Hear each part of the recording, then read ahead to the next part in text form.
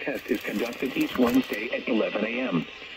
Specially programmed receivers are alerted for specific watches, warnings, and advisories. In the event that severe weather is expected on Wednesday, or there is inclement weather, the test is postponed to the next fair weather day. This concludes this test of the NOAA weather radio.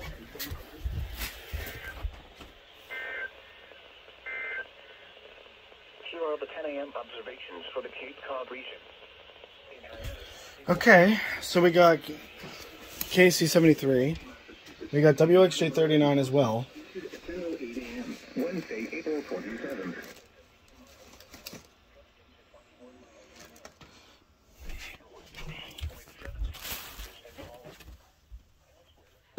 And I do not know what's going on here.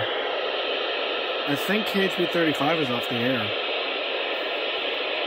Don't know what the deal is, but I'll be doing some research on that later.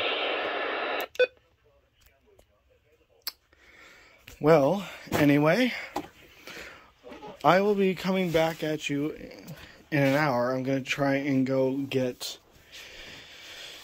the Birmingham test, if I can, because, well, today is April 27th, which marks the 11-year anniversary of the horrible outbreak on April 27, 2011.